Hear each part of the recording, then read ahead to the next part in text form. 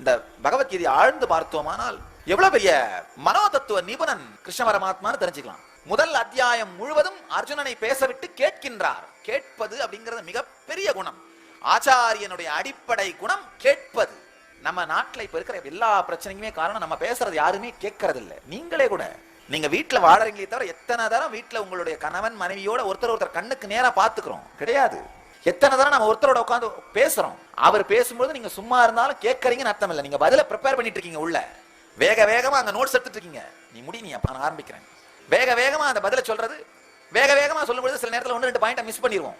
Miss பண்ணிட்டா அன்னைக்கு சண்டையில் அந்த பாயிண்ட் மிஸ் பண்ணதுக்காக என்ன பண்ணுவோம், மறுநாள் காலையில பல் விளக்கும் போது அந்த பாயிண்ட் வந்த உடனே என்ன பண்றது, வேகமா பல்ல குப்பிச்சிட்டு வெளியில வந்து திரும்ப ஆரம்பிக்கிறது. செகண்ட் ஷோ நேத்து நீங்க சொன்னீங்கல்ல அந்த பாயிண்ட்டுக்கெல்லாம் விடை, அவர் உடனே என்ன பண்ணுவாரு, நீங்க வேகமா கொட்டுறதுனால அவருக்கு பல பாயிண்ட் மறந்து போயிடும். அதனால அவர் சும்மா ஆபீஸ்ல போய் சும்மா இருக்க நேரத்தில் தூங்கிட்டு இருக்கும்போது யோசிப்பாரு.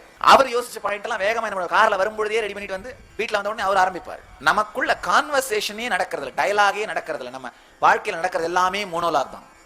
யாருமே கேட்கறது இல்லை. இங்கு எம்பெருமான் கேட்கின்றார். முதல் யோகம் முழுவதுமே அர்ஜுன விஷாத யோகம். எம்பெருமான் அர்ஜுனனை அவனுடைய துக்கத்தை வெளிக்கொட்ட விடுகின்றார், கேட்கின்றார், ஆழ்ந்து ஸ்டடி பண்றார், என்ன பிரச்சனைன்னு பார்க்கிறார். தொடர்ந்து இணைந்திருங்கள். சேனலை சப்ஸ்கிரைப் செய்யுங்கள். சமூக ஊடகங்களில் பின்தொடருங்கள்.